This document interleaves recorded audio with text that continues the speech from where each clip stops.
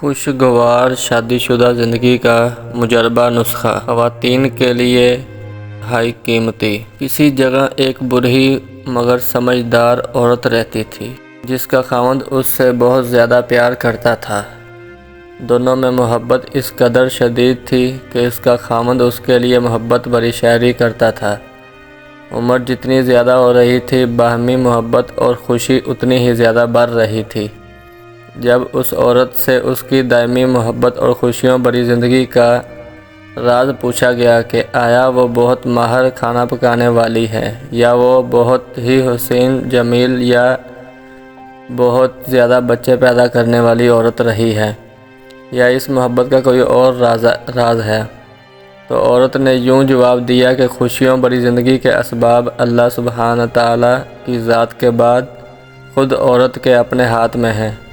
اگر عورت چاہے تو وہ اپنے گھر کو جنت کی چھاؤں بنا سکتی ہے، اور اگر یہی عورت چاہے تو اپنے گھر کو جہنم کی دہکتی ہوئی آگ سے بھی بھر سکتی ہے۔ مت سوچیے کہ مال و دولت خوشیوں کا ایک سبب ہے۔ تاریخ کتنی مالدار عورتوں کی کہانیوں سے بھری پڑی ہے جن کے خاوند ان کو ان کے مال و متاع سمیت چھوڑ کر کنارہ کش ہو گئے ہیں، اور نہ ہی بہت زیادہ بچے پیدا کرنے والی عورت ہونا کوئی خوبی ہے۔ کئی عورتوں نے درجن بھر بچے پیدا کیے مگر نہ خاوند ان کے مشکور ہوئے اور نہ ہی وہ اپنے خاوند سے کوئی خصوصی التفات و محبت پا سکی، بلکہ طلاق تک نوبتیں جا پہنچی۔ اچھے کھانے پکانا بھی کوئی خوبی نہیں۔ سارا دن کچن میں رہ کر مزے کے کھانے پکا کر بھی عورتیں خاوند کو غلط معاملہ کی شکایت کرتی نظر آتی ہیں، اور خاوند کی نظروں میں اپنی کوئی عزت نہیں بنا پاتی۔ تو پھر آپ ہی بتا دیں اس پر سعادت اور خوشیوں بھری زندگی کا کیا راز ہے، اور آپ اپنے اور خاوند کے درمیان پیش آنے والے مسائل و مشاکل کس طرح نپٹا کرتی تھی؟ اس عورت نے جواب دیا، جس وقت میرا خاوند غصے میں آتا تھا، اور بلا شبہ میرا خاوند بہت ہی غصیلا آدمی تھا، میں ان لمحات میں نہایت ہی احترام کے ساتھ مکمل خاموشی اختیار کر لیا کرتی تھی۔ یہاں ایک بات واضح کر دوں کہ احترام کے ساتھ خاموشی کا یہ مطلب ہے کہ آنکھوں سے حقارت و نفرت نہ جھلک رہی ہو، اور نہ ہی مذاق و سخنریہ پن دکھائی دے رہا ہو۔ آدمی بہت عقل مند ہوتا ہے، ایسی صورتحال اور ایسے معاملے کو فوراً بھانپ لیا کرتا ہے۔ اچھا، تو آپ ایسی صورتحال میں کمرے سے باہر کیوں نہیں چلی جایا کرتی تھی؟ اس نے کہا، خبردار ایسی حرکت مت کرنا، اس سے تو ایسا لگے گا کہ تم اس سے فرار چاہتی ہو اور اس کا نقطہ نظر نہیں جاننا چاہتی۔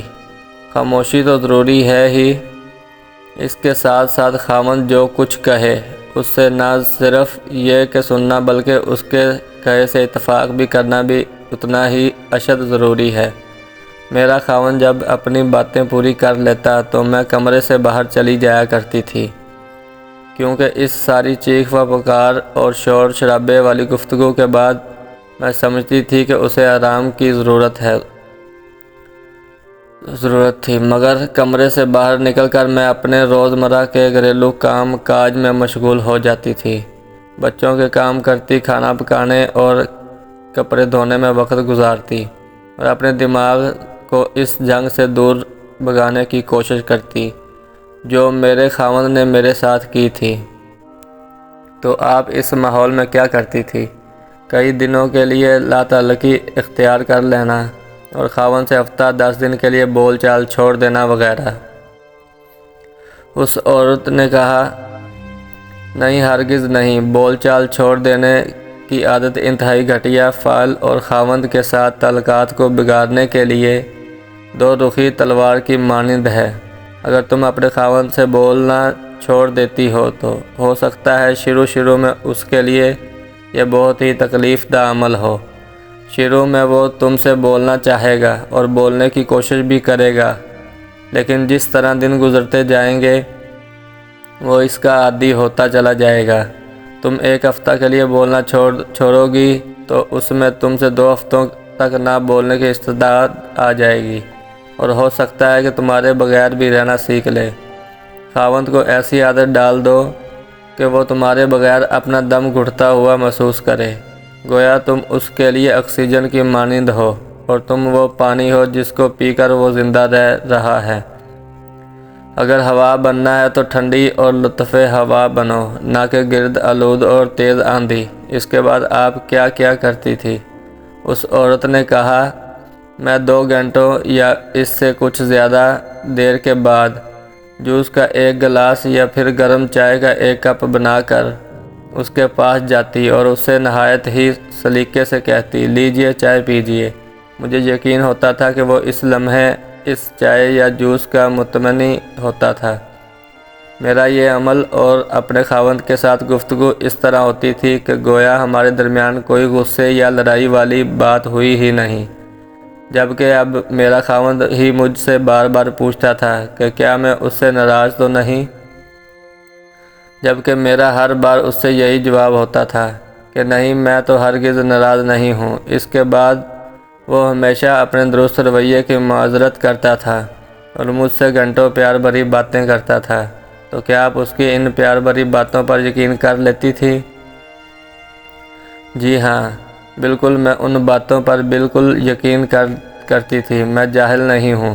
کیا تم یہ کہنا چاہتی ہو کہ میں اپنے خاوند کی ان باتوں پر یقین کر لوں جو وہ مجھ سے غصے میں کہہ رہا تھا، اور ان باتوں پر یقین نہ کروں جو وہ مجھ سے پرسکون حالت میں کرتا تھا؟ تو پھر آپ کی عزت اور عزت نفس کہاں گئی؟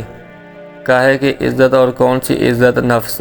کیا عزت اسی کا نام ہے کہ تم غصے میں آئے ہوئے ایک شخص کی تلخ و ترش باتوں پر تو یقین کر کے اسے اپنی عزت نفس کا مسئلہ بنا لو، مگر اس کی ان باتوں کو کوئی اہمیت نہ دو جو وہ تمہیں پیار بھرے اور پرسکون ماحول میں کہہ رہا ہے؟ میں فوراً ہی غصے کی حالت میں دی ہوئی گالیوں اور تلخ و ترش باتوں کو بھلا کر ان کی محبت بھری اور مفید باتوں کو غور سے سنتی تھی۔ جی ہاں، خوشگوار اور محبت بھری زندگی کا راز عورت کی عقل میں موجود تو ہے، مگر یہ راز اس کی زبان سے بندھا ہوا ہے۔ لفظ زندہ رہتے ہیں۔ اللہ تعالیٰ ہمیں بھی ایسی زندگی گزارنے کی توفیق عطا فرمائے، آمین۔ مزید اچھی سٹوریز سننے کے لیے چینل کو سبسکرائب لازمی کر لیں۔ حقیقت اردو سٹوریز۔